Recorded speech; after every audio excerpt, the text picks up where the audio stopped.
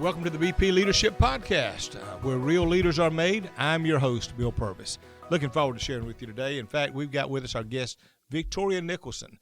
I've been talking to Victoria for a little while now, and if you've been tuning in, you've learned and listened a lot, I know, to some information that's been really beneficial. She's been both a singer and actress and played in things like Chicago, Newsbees, Guys and Dolls, A Chorus Line, and other things. And she's a young, up-and-coming girl with a lot of energy, a lot of passion, and highly creative. It's been fun getting to talk to her.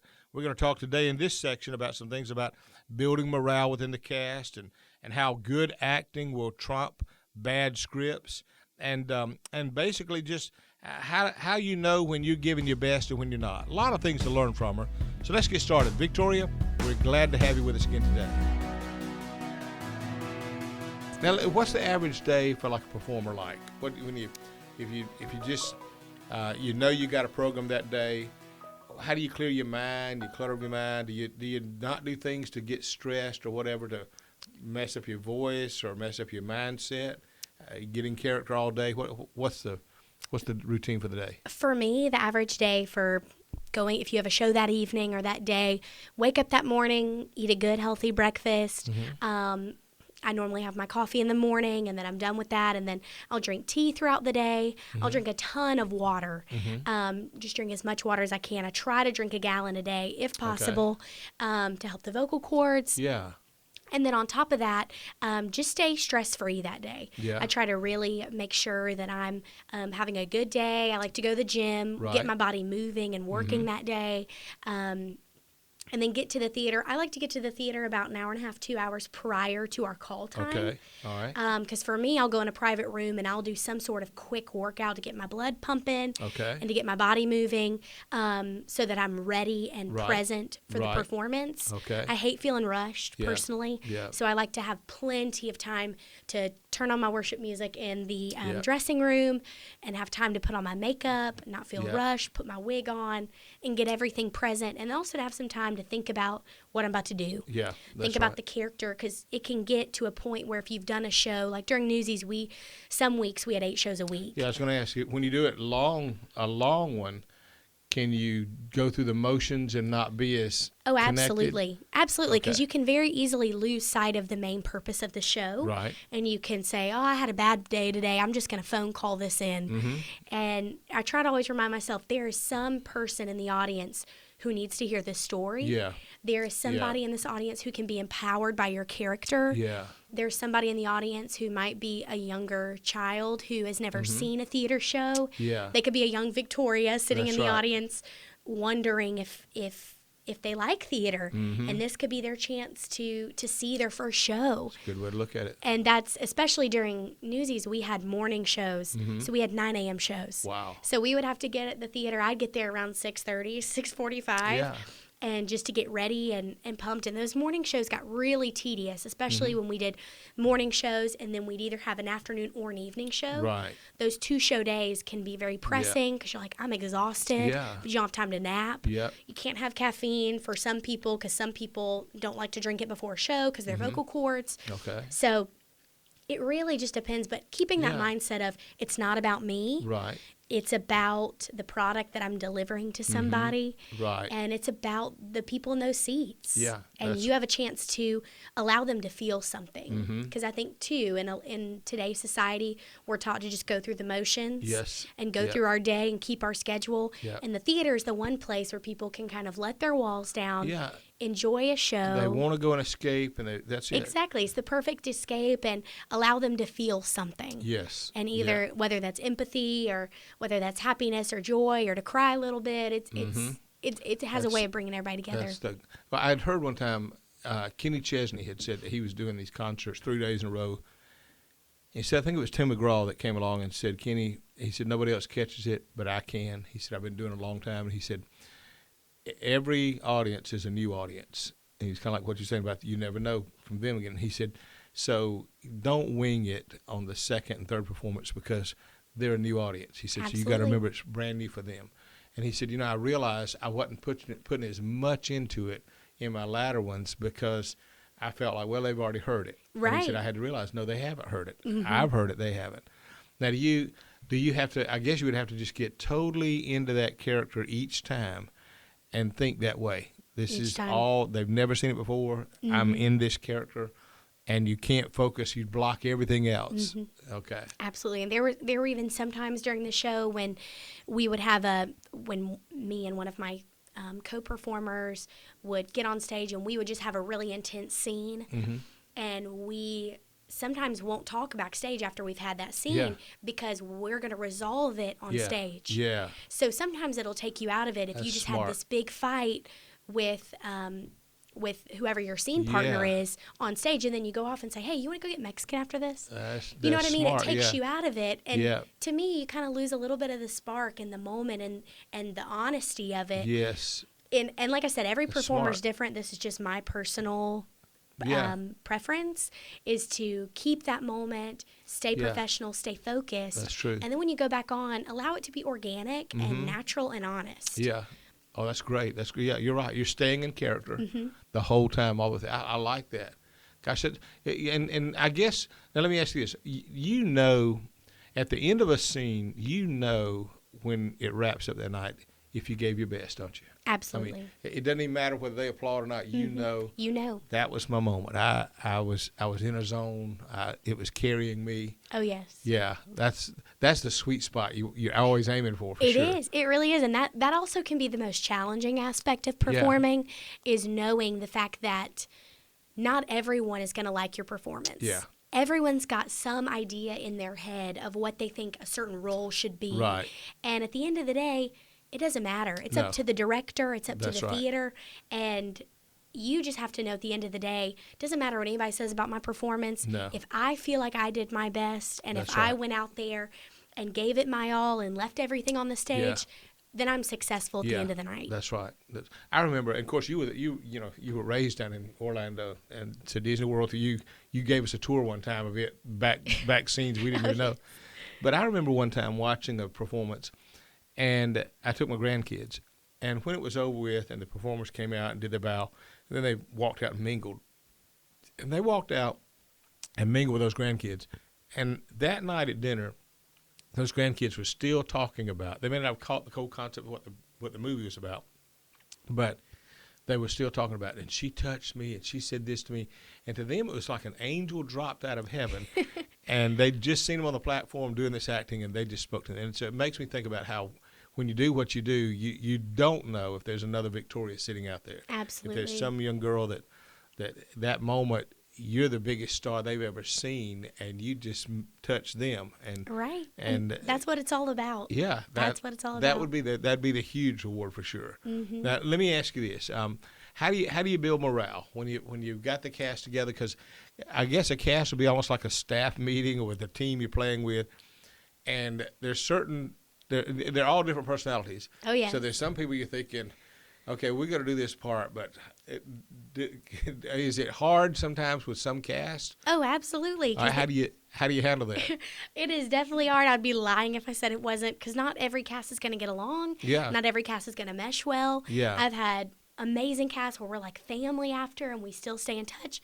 And I've had some that were like, okay, peace be with you. I'm really glad that this is over, type thing. Right. And the best thing to do, especially with working with difficult personalities and different personalities, is actually what I've learned from you when you did a lesson on dealing with different personalities, is to make sure that you respect them and you appreciate them. Right. And you can say, okay, they may be giving me a hard time with this, but you know what? I respect you. Yeah. And I appreciate what you do bring to the table. Right. And try to find the positives within that.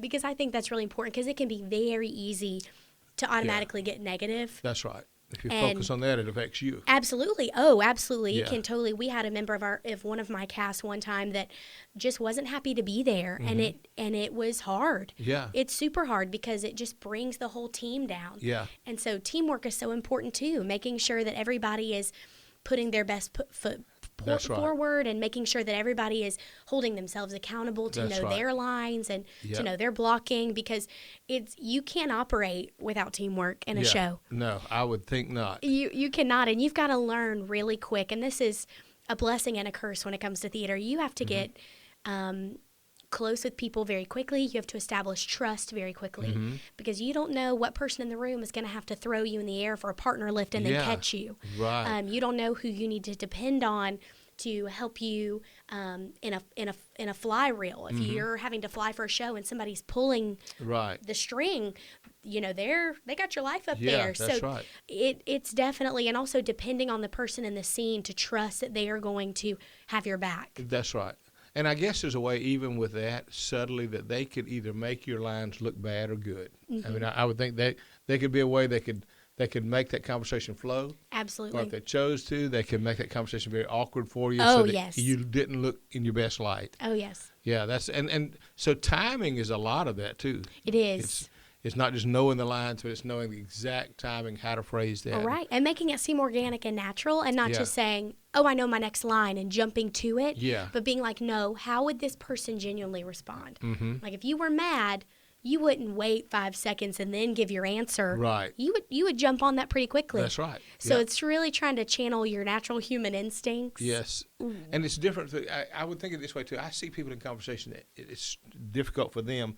And one of the things I think they do is they're thinking more about what they're going to say than what the person's saying. Absolutely. And so they're thinking, here's my next line, here's my next line. And when you're talking with somebody like that, you're thinking, you use it organically. You're really realizing this is a fixed conversation. This person's more interested in what they're going to say next and how they're going to say it. Right. And it makes it awkward to have that. Oh, yeah, Whereas and it's it much ruins easier. moments. Yeah. It ruins moments, and it becomes not believable. Yeah. And the audience That's know. right. They pick up on that. Absolutely. They really can pick up on it. And there's certain people, I know just in acting alone, I read years ago this script that somebody had that was great. And this guy was helping to find actors for it. And he was a big name guy. And he said, the secret is the better the actor, he said, the more the script comes alive. He said, it doesn't matter. He said, you take a A-level actor and give him a C-level script, and he can make it do well. Right. And I have seen movies that were not that good, but the actor, you put a Vince Vaughn or somebody there, they take it up.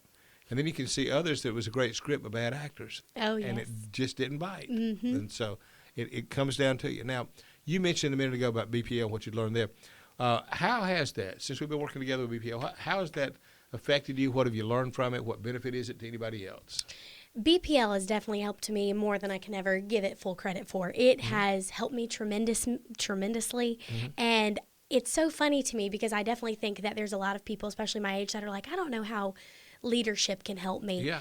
And if there's one piece of advice that I could give to anybody, especially in the career field that I'm in with performing, and one thing that I've learned from BPL is my biggest takeaway is never stop growing. Yeah. Like you said, you never know when you're going to get hit with a new obstacle, when you're going to get hit with a new thing that you're going to have to pick up quickly. Yeah.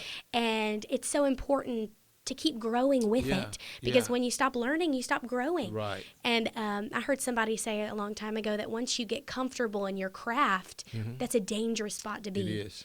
When you get comfortable in anything in Yeah, life, I think it becomes dangerous because you become reliant on being right. comfortable that you miss opportunities. That's right. You'll start to coast. Exactly. You'll start to drift. Yeah. And ultimately, you'll find yourself bored and life doesn't mean as much anymore. Absolutely. You're happier when you're growing. Oh, and it's so true. And I think about all the different lessons that you've taught on that, of course, apply to businesses, but that apply to theater, like goal setting, confidence in the workplace, silencing your inner critic. Right. There's just so many that almost all of them apply to theater, which is so funny to think about. Yeah. But I've gotten something from every single lesson that you've Wow. put out, and you wouldn't expect that from being somebody in theater. Right. You would think, I don't really know what I can learn from a leadership luncheon or from leadership lessons. Yeah. There's always something you can learn. It's one of those things. It's hard for people to see the value of it until they've tasted it and experienced it. Right. And a lot of times, what happens is they get it by, if they go back to a school reunion, 5-10 years later, and they walk in among all their friends and they find out my friends are right where I left them. Right. Exactly. It was like somebody just pressed a time button and stopped them, and I went out and enjoyed the world, and I came back.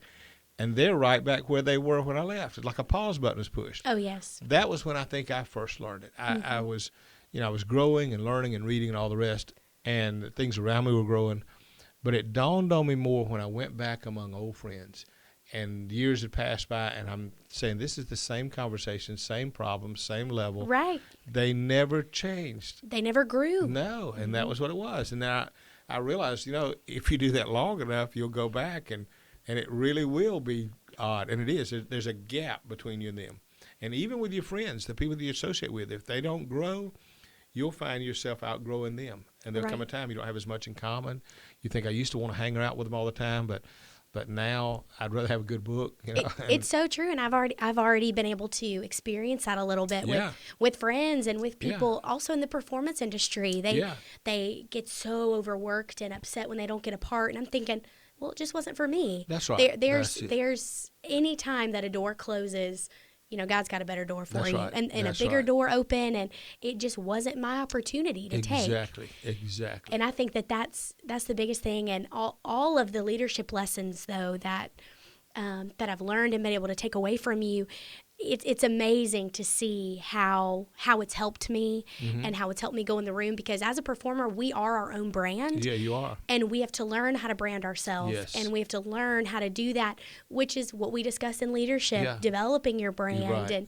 And it has been such an honor and a privilege to be able to hear this leadership insight, because I can already see personally in the short amount of time that I have bought into BPL, what it has done for my career, what it's done for my personal life, and what it's going to do for me in the future. Yeah, I'll tell you this. I've seen you grab hold of it and take off and run with it, and it's not for you just a job. It's who you are. You are a leader. I mean, there's no question about that. You're going a long ways, Victoria, and I've enjoyed this conversation because I got a chance to see the part of it in your world, and I know the people listening are going to benefit a lot just by listening to that side. Because we watch people that do acting and drama and things like that. We watch young people that are trying, but you've got a plan in front of you. You've got a life in front of you. You're growing. You've got skills and talents and abilities, and I'm honored that you'd work with me. It means the world to me. Well, thank you so much for having me, and thank you for pouring into all of us and into businesses, and not just businesses, but performers, and for us to be able to have this accessible to us and to help us launch forward, because I know I would not be where I am without your leadership. All right, well, I hope you guys enjoyed that final part 3 of Bill and Victoria's conversation. And let me tell you, you're in for a treat, because we are about to start a new series called Back the Blue, where Bill's going to interview some police officers that have been in the force for years. Maybe they're retired and they've moved on, but they've got great stories and some great things that they've been able to do and encounter over the years. And his next guest is a guy named David Josie. Now, David has been in the police force for over 30 years, and he's done a lot of different things, from patrol to narcotics. He's gone undercover, and he's got some really, really cool stories that you do not want to miss. So make sure you stay tuned for our Back the Blue series coming up with our first couple episodes with David Josie. And make sure you subscribe so that you can stay up to date on when we release those and upcoming podcasts after that as well. So hit the subscribe button, and if you're on YouTube, hit the bell so that you can get notified as well. Well, thank you guys again for joining us. We're glad you're here, and remember that this is where real leaders are made.